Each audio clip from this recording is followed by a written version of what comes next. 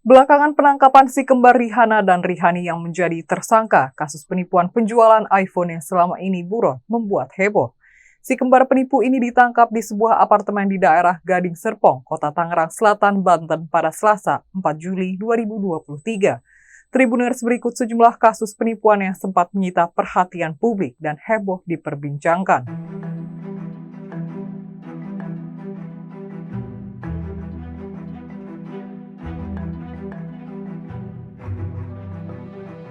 Kasus penipuan yang sempat membuat heboh adalah investasi aplikasi opsi biner atau binary option binomo dan tindak pidana pencucian uang yang didakwakan kepada selebgram Indra Kesuma alias Indra Kents. Jaksa penuntut umum menuntut Indra Kents dengan pidana penjara selama 15 tahun dan denda 10 miliar rupiah, subsidiar 12 bulan penjara. Perkara yang menyeret Indra Kents sempat menghebohkan masyarakat karena tidak menyangka figur publik sepertinya ternyata mendapatkan kekayaan dari menipu. Perjalanan kasus penipuan melibatkan Indra Kents cukup panjang. Awal mula dugaan penipuan itu terbongkar adalah ketika 8 orang pengguna aplikasi Binomo melapor ke Badan Reserse Kriminal atau Bareskrim Polri pada 3 Februari 2022. Saat itu para korban mengaku merugi 2,4 miliar rupiah dari aplikasi Binomo. Dugaan tindak pidananya saat itu adalah perjudian online, berita bohong yang merugikan konsumen dengan transaksi elektronik, penipuan, dan pencucian uang.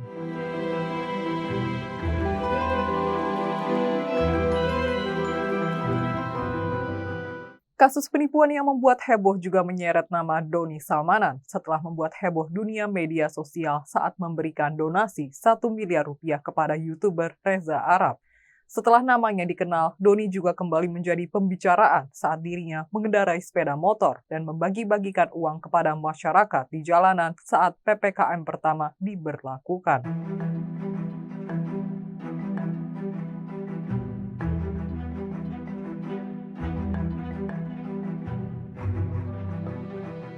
Doni kerap mengunggah berbagai tips-tips trading di akun media sosial miliknya, termasuk mempromosikan aplikasi Quotex yang belakangan bermasalah karena memakai sistem binary option layaknya judi online.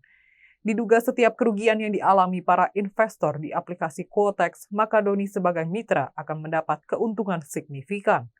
Kasus yang menimpa Doni Salmanan ini bermula setelah korbannya yang berinisial RA membuat laporan kepada pihak kepolisian. Doni dinyatakan bersalah telah menyebarkan berita bohong menyesatkan dan mengakibatkan kerugian konsumen. Namun pada putusan banding, Doni turut dinyatakan bersalah melakukan tindak pidana pencucian uang atau TPPU sebagaimana dalam pasal 3 Undang-Undang Nomor 8 Tahun 2010 tentang pencegahan dan pemberantasan TPPU. Bukan hanya itu, sejumlah aset mewah Doni Salmanan yang menjadi barang bukti dalam kasus ini turut dirampas negara. Adapun pada pengadilan tingkat pertama, majelis hakim memutuskan untuk mengembalikan 99 aset mewah kepada Doni. Putusan PN Balai Bandung nomor 576-Pit-Sus-2022-PN BLB ini menyatakan aset yang didapat Doni sebagai afiliator aplikasi investasi opsi biner Quotex bukanlah hasil dari tindak pidana. Hal tersebut lantaran regulasi trading atau opsi biner masih belum jelas.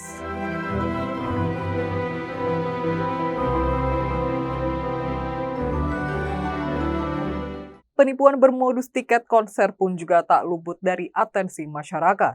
Aparat kepolisian meringkus seorang mahasiswa berinisial BT di Semarang yang melakukan aksi penipuan tiket konser Coldplay kepada wanita berinisial DA di wilayah Taman Sari, Jakarta Barat. Kapolres Metro Jakarta Barat Kombes Syahdudi mengatakan pelaku nekat melakukan hal tersebut lantaran sakit hati pernah menjadi korban penipuan tiket konser Blackpink sebesar 15 juta rupiah pada Februari lalu.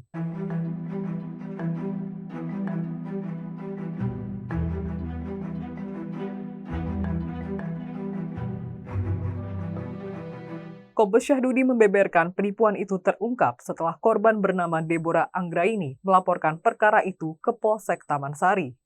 Deborah pertama kali berkomunikasi dengan pelaku setelah ia membalas cuitannya dalam akun Twitter @coldplayjkt. Syahdudi berujar korban saat itu sempat ragu dengan pelaku sebab dia menyebut punya kuota tiket sebanyak 20 buah. Alih-alih tiket didapat, korban justru diblokir oleh pelaku sesaat setelah melakukan transaksi. Oleh pelaku, uang tersebut dipindahkan ke e-wallet Dana untuk selanjutnya dipergunakan pelaku untuk membeli sepatu merek Adidas dan sisanya untuk makan sehari-hari. Pelaku yang merupakan seorang mahasiswa di Semarang menyamar sebagai perempuan untuk melakukan penipuan bermodus menjual tiket konser Coldplay. Diketahui mahasiswa berinisial BT ini nekat menjadi penipu karena rasa sakit hati dan ingin melakukan balas dendam. Dalam melancarkan aksinya, pelaku menawarkan tiket konser Coldplay yang dijual dengan harga 5,5 juta rupiah.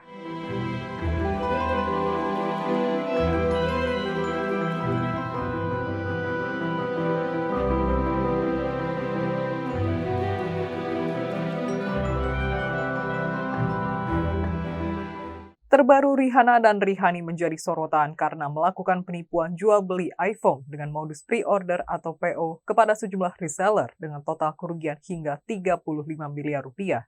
Selain itu, keduanya juga dilaporkan melakukan penggelapan mobil rental.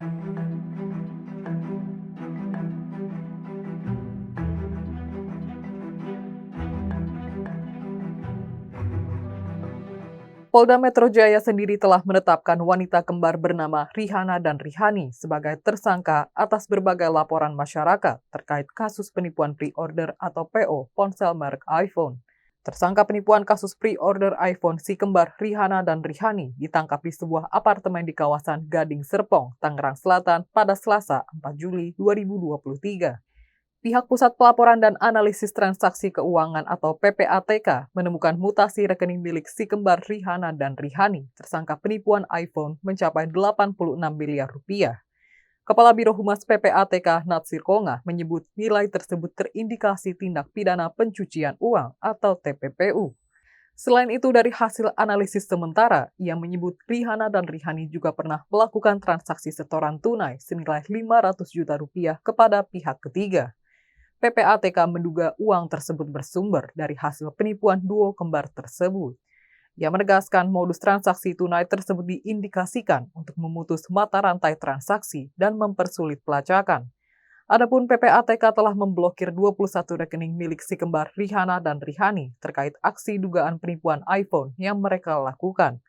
Menurut Natsir, rekening kedua tersangka diblokir sejak kasus penipuan itu ditangani pihak kepolisian.